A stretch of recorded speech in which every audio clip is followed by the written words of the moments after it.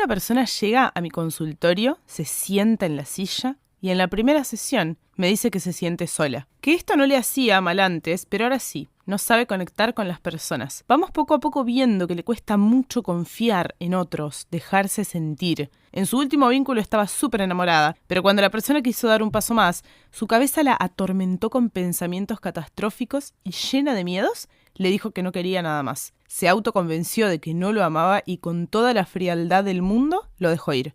Poco a poco vamos viendo que es un patrón que se repite para ella. Cuando alguien que ella ama se le acerca demasiado o le propone un mínimo compromiso, todo su interés se fuma en el aire y ella se aleja fríamente. No quiere saber más nada. Le da terror comprometerse. Pero esto no le pasa porque sí. Vamos descubriendo, poco a poco, sesión a sesión, que hay un sistema muy potente que la acompaña desde chica y que la arrastra a tenerle pánico al compromiso, pánico a sentir emociones por otras personas, pánico a acercarse emocionalmente. Este sistema se llama apego evitativo. Son las 3 de la tarde de un jueves. Una persona accede al link que yo le pasé, prende la cámara de su computadora y nos conocemos. Es nuestra primera sesión virtual. Me cuenta que vive con ataques de pánico y de ansiedad excesiva.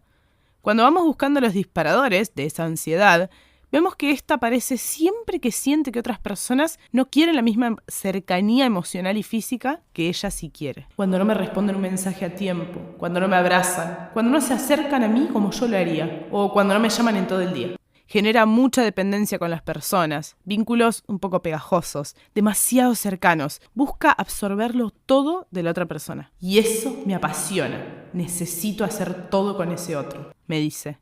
Y cuando todo se termina, porque la persona del otro lado necesita espacio, ella siente que se muere. La abandonaron otra vez.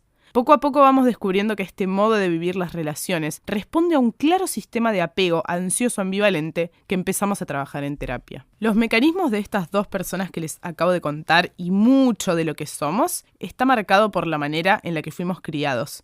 Según cómo fueron los cuidados que recibimos en la infancia, vamos a tener más resistencia a la adversidad o mucha vulnerabilidad. Hay algunas herramientas que vamos a ir construyendo, modos de relacionarnos con otras personas y otras que no, según el estilo de apego que hayamos tenido. En varios episodios anteriores hablamos del apego y esto generó muchas dudas, pero sobre todo una pregunta recurrente de parte de muchas personas que me preguntaron: y ahora que ya sé cuál es mi estilo de apego, ¿cómo camino hacia un estilo de apego seguro? O ¿cómo genero este estilo de apego seguro en los niños a mi alrededor, ya sean hijos, hijas, sobrinos, nietos, etc.? Si querés conocer los estilos de apego en profundidad, te recomiendo que escuches el episodio 48, 49 y 50 de este mismo podcast, en el que los explico mucho más en detalle. Hay que hablar del apego. Hay que hablar porque el apego tiene sus efectos mucho más allá de la etapa infantil. Y no solo define la relación con nuestros cuidadores primarios, sino que deja una huella imborrable que va definiendo la manera en la que nos relacionamos con otras personas cuando somos adultos. Las personas adultas que fueron criadas con un apego seguro son personas con seguridad en sí mismas, son tolerantes, se muestran cómodas ante las experiencias de acercamiento a otras personas, pero también de alejamiento. Son personas seguras y sus relaciones son más sanas y más saludables. En cambio, las personas adultas que tuvieron un apego inseguro tienden a experimentar ansiedad en las relaciones o se muestran muy necesitadas de afecto y de mucha cercanía, aunque les cueste pedirlo. O puede que tengan una baja tolerancia a la separación, es decir, que les cueste mucho separarse, acá entra en juego el apego ambivalente, o por el contrario, que se muestren muy incómodos ante la proximidad, es decir, ante la cercanía, que les cueste mucho acercarse a otras personas y permitirse sentir. Acá entraría en juego el apego evitativo. Este tema me apasiona y por eso te preparé este episodio con mucho estudio, con mucha dedicación, con mucho cuidado. Se viene un episodio con mucha información, así que comencemos. Soy Marina Mamoliti, psicóloga clínica. Esto es Psicología al Desnudo, un podcast de salud mental. Para quienes no escucharon el episodio anterior del apego, vamos a definirlo muy brevemente. El apego es el vínculo emocional que desarrolla el bebé con sus cuidadores primarios. Es como el primer lazo afectivo del bebé con otra persona y es una necesidad evolutiva esencial para la supervivencia. No podemos vivir sin este primer lazo afectivo. La seguridad y el bienestar de ese bebé depende de este apego.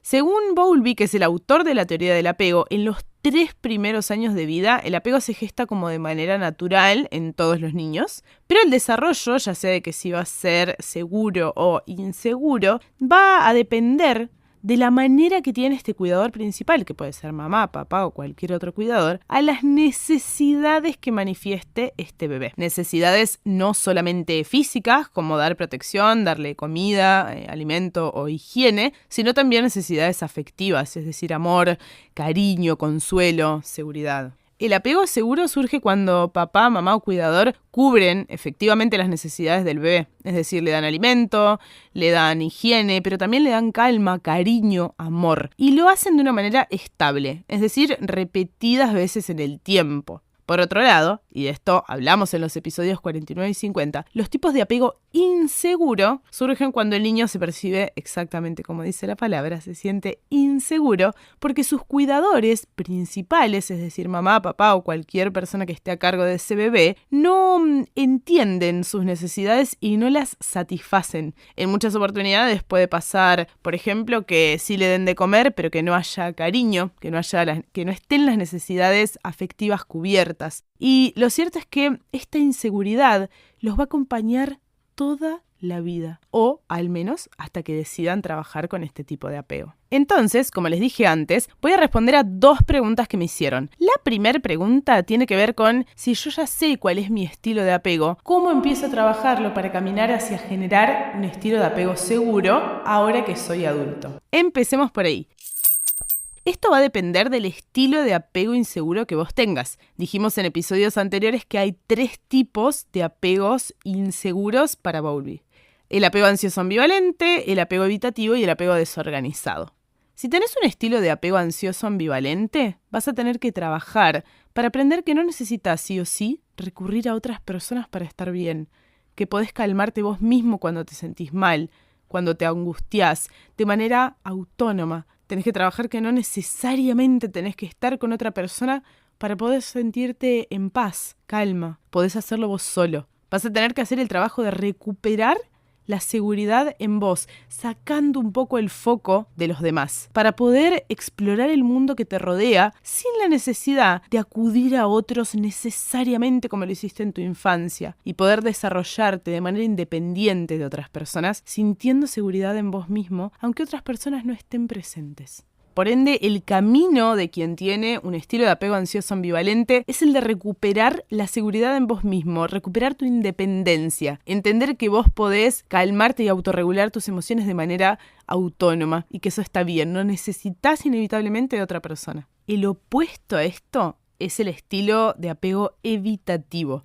Y si vos identificás que tenés este estilo de apego, vas a tener que trabajar por conectar con tus emociones.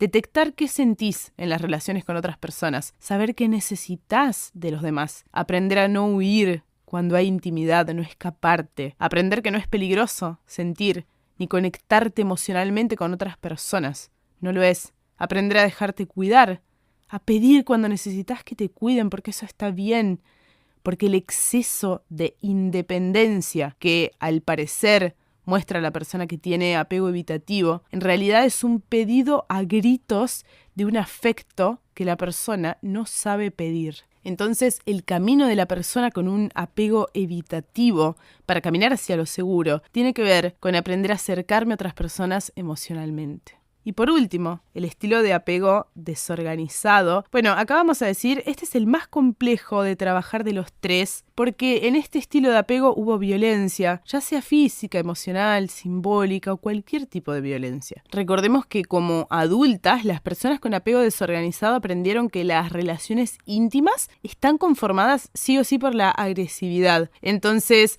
anticipan que pueden ser agredidos por las demás personas. Por eso es que, aunque en realidad lo que necesiten es seguridad, van a tender a evitar o a romper las relaciones fácilmente, o bien a rechazar a las otras personas porque las viven como peligrosas o incluso pueden hasta agredirles también. ¿Vieron los perros cuando aprenden a mostrar los dientes y a gruñir porque tienen miedo y están acostumbrados a que los ataquen? pero nosotros nos comportamos un poco igual. Si aprendimos que las otras personas son peligrosas, probablemente aprendamos también a agredirles de vuelta, porque nos generan miedo, porque las vivimos como peligrosas. Para trabajar este estilo de apego, que yo les digo que es el más complicado, lo cierto es que es necesario un espacio terapéutico. No es que para los otros no, pero con este realmente se vuelve imposible no hacerlo de este modo. Una persona con apego desorganizado necesita reparar el daño, confiar en que no le van a agredir en las relaciones, porque solamente así va a poder ir desarrollando las habilidades que no desarrolló ahí atrás en su infancia porque tuvo miedo. Estas personas necesitan espacio de seguridad y confianza porque no lo tuvieron. Y en el terapeuta pueden encontrar ese espacio, ¿no? Pueden generar este espacio de seguridad en el que van explorando y sanando cada una de las heridas. En el espacio terapéutico van ganando confianza y con esta confianza pueden ir quitándose la etiqueta de que son malos o de que son peligrosos y pueden aprender a identificar sus emociones y sus pensamientos y las de los demás y usar otros recursos que no sean la agresión o la disociación. También aprenden a sentir una confianza básica en uno mismo y en las demás personas, porque esto no estuvo, porque había mucha parálisis por el miedo. Solamente con un espacio terapéutico van a poder cambiar la imagen del mundo que tenían como algo inseguro, impredecible y dañino, por un mundo donde ellos puedan sentirse seguros y con control de lo que puede pasar y puedan entender y relacionarse con las otras personas sin recurrir a hacerles daño. Pero para esto es importante el trabajo terapéutico, es muy difícil lograrlo si no. Vamos con la segunda pregunta que me hicieron, que era ¿cómo generamos este estilo de apego seguro en los niños de nuestro alrededor, ya sean hijos, hijas, sobrinos, sobrinas, nietos, etcétera? Y acá es donde pasamos a la parte práctica del podcast y les voy a dejar 10 recomendaciones para crear estilos de apego seguros en los niños de nuestro alrededor. El punto número 1 es la presencia. Yo sé que parece muy básico, pero créanme que no es tan común. Tenemos que desterrar los mitos como, por ejemplo, que agarrar al bebé en brazos lo malcría o lo malacostumbra, o métodos como ese que proponían dejar al bebé llorando en la cuna al infinito. La verdad es que no. La idea acá es que estemos presentes, que atendamos al bebé. Está demostrado que conductas como dormir solo o autorregularse emocionalmente no mejoran por dejar que el niño esté solo llorando y tampoco empeoran por lo contrario. Es decir, no empeoran porque nosotros vayamos, los tomemos en brazos y los acariciemos cuando los bebés lo piden. Punto número 2. Fomenta su autonomía. No nos olvidemos que un apego seguro es aquel que le permite al niño explorar el mundo, sabiendo que cuando vuelva va a tener su base segura. Entonces, deja que aprenda cosas por sí mismo, permitirle explorar, que investigue, que experimente y que se equivoque. Sabiendo que si se equivoca demasiado y te necesita, ahí vas a estar para ofrecerle su espacio seguro. Intentemos evitar la sobreprotección. Sí protejamos, claro, pero no sobreprotejamos. La sobreprotección, también como la carencia de protección, generan apegos inseguros. Punto número 3. Dar consuelo y amor al niño siempre. La necesidad de afecto que muestra un bebé son igual de importantes que las necesidades físicas. Eso quiere decir que es tan importante para el bebé que coma y se higienice también como recibir amor. Son tan importantes estas necesidades que hay varios estudios en los que se satisfacían todas las necesidades físicas del bebé, pero si no se cubrían las necesidades de amor, los bebés morían o se quedaban con secuelas muy graves cognitivas. Estos estudios, bueno, se los contaré en otro episodio, pero en fin, básicamente lo importante es darle consuelo al niño, proporcionarle muchas muestras de afecto y atenderlo. El punto número 4 es darles seguridad. Somos la especie más inmadura al momento de nuestro nacimiento y el que más tiempo necesita para valerse por sí mismo. Por eso es realmente imprescindible que ante la inmadurez del bebé haya al menos una persona que se encargue de darle protección, seguridad y cariño. 5. Validar sus emociones aceptando y respetando estos sentimientos. En muchas ocasiones cuando somos adultos, como que le restamos importancia a los problemas de los niños pequeños, ¿no? Tendemos como a ignorar sus emociones. Esto no es tan importante. Y lo cierto es que es esencial entender que para el niño esos problemas son súper importantes. De la misma manera que los problemas que tenés vos hoy como adulto, cuando eras niño había determinados problemas que el adulto vería que no eran tan graves, entre comillas, pero que para el niño es realmente grave. Entonces, evitemos el uso de frases como, ay, bueno, no pasa nada, deja de llorar, ay, mira, estás triste por una tontería, basta ya. En vez de eso, cambiemos las frases por un, entiendo que te sientas así, comprendo tu malestar. Démosle al niño un espacio para que se sienta libre para expresar sus emociones. 6. Ayuda a regular sus emociones. Los bebés y los niños pequeños no pueden calmarse por sí mismos, necesitan la ayuda de los adultos para esto. Las personas no nacemos sabiendo autorregularnos. Y como aprendemos por imitación, son esas primeras figuras de amor las que tienen que enseñarnos a regularnos emocionalmente. Papá, mamá o cuidador, cuidadora tienen que enseñarnos. Entonces, la idea es que podamos enseñarles a los niños que tenemos alrededor a gestionar sus emociones mediante, por ejemplo, trucos para relajarse, ejercicios de respiración, cómo controlar el enojo. Enseñarles que van a sentir tristeza, por ejemplo, y que sentir tristeza está bien, que ustedes están ahí para acompañarles, etc. Es decir, ustedes tienen que ser modelo de cómo gestionar las emociones para esos niños. Para eso, claro que primero tenemos que aprenderlo nosotros. 7 es mostrar aceptación incondicional. El amor de una madre, de un padre, tiene que ser incondicional. Entonces, resulta aconsejable, por ejemplo, que evitemos frases como de si te portas mal, mamá y papá ya no te van a querer. Lo más adecuado siempre es expresar el disgusto por la conducta del niño, por ejemplo, no me gusta que hagas esto, pero sin mostrarle rechazo hacia el niño en sí, hacia quién es. Es decir, si vamos a rechazar la conducta que no nos guste, entonces no me gusta que hagas eso, pero sin mostrarle rechazo hacia el niño, no hacia todo su ser, no me gusta que seas así. Intentemos marcar sí esas conductas que no nos gustan, pero no todo el niño en sí, no todo su ser. 8. Explicarles lo que no entiendan. Los niños son muy curiosos porque están aprendiendo cómo es el mundo y entonces, tenemos que responderles teniendo en cuenta siempre la edad y la situación del niño como para ir adaptando la respuesta, pero es una de nuestras funciones que tenemos que cubrir como familiares, dar respuestas a sus preguntas. 9. Y esto es clave, ser constantes. Es decir, manejarnos la mayoría de las veces con el mismo amor. Evitar ser ambivalentes. El apego se establece por un patrón de comportamiento que es estable, es decir, que se mantiene en el tiempo. Tenemos que actuar siempre bajo los mismos parámetros. Tenemos que volvernos como predecibles. ¿Conoces alguna persona que tiene una manera de relacionarse con vos que sea demasiado cambiante? ¿Vieron estas personas que no sabemos como de qué depende, pero hay veces que son como malas y frías con nosotros y otras veces son súper agradables y súper empáticas, ¿no? ¿No les pasa que les deja como una sensación de algo raro, como de impredecible que uno no entiende?